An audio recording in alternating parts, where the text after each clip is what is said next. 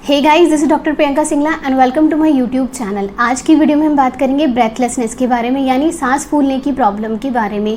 Breathlessness के कौन कौन से कॉजेज़ हैं, वो कौन से रीजंस हैं जिनकी वजह से ब्रेथलेसनेस होती है, और वो कौन से सिम्टम्स हैं जो हमें ब्रेथलेसनेस में देखने को मिलते हैं, और वो कौन सी होम्योपैथिक मेडिसिन हैं जो ब्रेथलेसनेस में बहुत अच्छा काम करती है।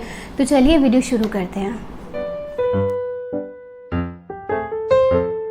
बात करते हैं what are the causes of breathlessness, यानी कि वो कौन से कॉजेज़ हैं, वो कौन से रीजंस हैं जिसकी वजह से ब्रेथलेसनेस होता है।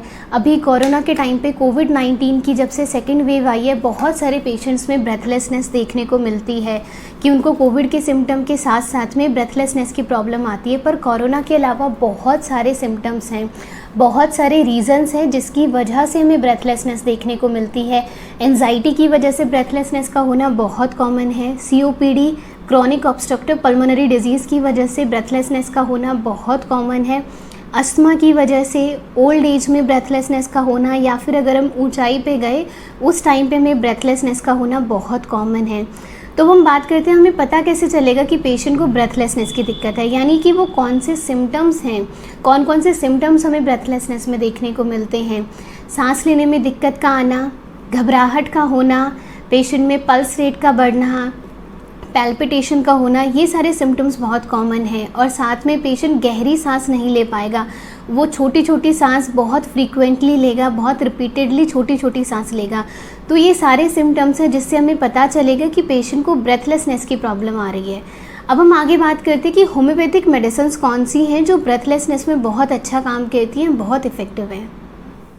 सबसे पहले हम बात करते हैं, अगर ओल्ड एज पेशेंट में सांस लेने में दिक्कत आती है। बहुत सारे पेशेंट आते हैं ओल्ड एज में जिन्हें सांस लेने में दिक्कत आती है, छाती में जिन्हें जकड़न जैसा फील होता है। अगर ओल्ड एज पेशेंट है, उन्हें सांस लेने में दिक्कत आती है, छाती में जकड़न जैसा फील होता है, उस केस में होम्योपैथिक मेडिसिन है कोका, वो लीजिएगा। कोका आपको 30 की पोटेंसी में लेनी है, दिन में 3 बार, सुबह दोपहर शाम 3-3 बूंद जीभ के ऊपर लेनी है। अगर ओल्ड एज पेशेंट में सांस लेने में दिक्कत आती है तो वो ठीक हो जाएगी। कहते हैं अगर पेशेंट को खांसी बहुत ज़्यादा है और सांस लेने में दिक्कत है, केस निमोनिया में पहुंच गया है, बहुत सारे कोविड के पेशेंट को प्रॉब्लम आती है कि उन्हें निमोनिया हो गया है, खांसी इतनी ज़्यादा है कि सांस लेने में दिक्कत है और ग्रीन कलर का बलगम आता है।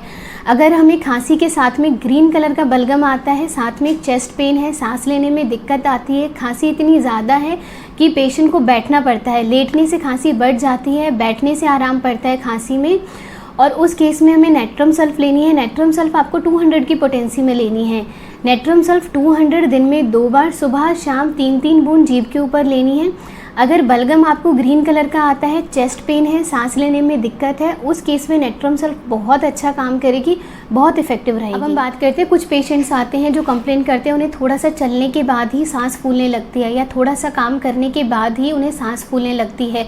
अगर हल्का फुल्का काम करने के बाद, चलने के बाद सांस फूलने लगती है, पैल्पिटेशन रहती है यानी धड़कनें तेज हो जाती हैं, थोड़ा सा भी काम करने के बाद अगर हमें एंजाइटी की प्रॉब्लम रहती है, सांस लेने में दिक्कत आती है, उस केस में अमोनियम कार्ब लीजिएगा। अमोनियम कार्ब आपको 30 की पोटेंसी में लेना है।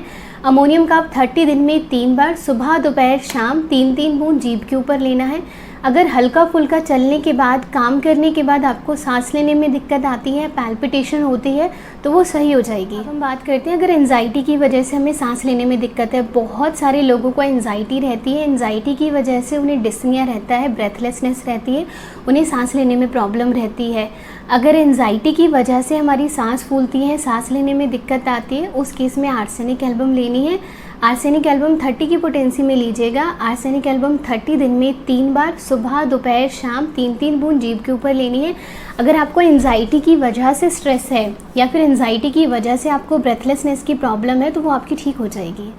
अब हम बात करते हैं, कुछ पेशेंट्स आते हैं जो कंप्लेन करते हैं उन्हें खांसी बहुत ज़्यादा रहती है, खांसी अचानक से होती है, खांसी इतनी ज़्यादा है वो लंबे टाइम तक चलती है, खांसते टाइम पे, छींकते टाइम पे उनका यूरिन भी निकल जाता है।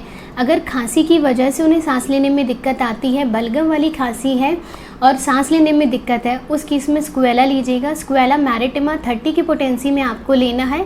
अगर खांसते खांसते आपको सांस लेने में दिक्कत है तो बहुत अच्छा काम करेगी स्क्वेला मैरिटिमा। 30 दिन में 3 बार लेनी है आपको, सुबह दोपहर शाम 3-3 बूंद जीभ के ऊपर। होम्योपैथिक मेडिसिन हैं जो ब्रेथलेसनेस में बहुत अच्छा काम करेंगी। होम्योपैथी सिम्टम्स पर काम करती है, सिम्टम्स के अकॉर्डिंग हम डिजीज़ को ट्रीट करते हैं।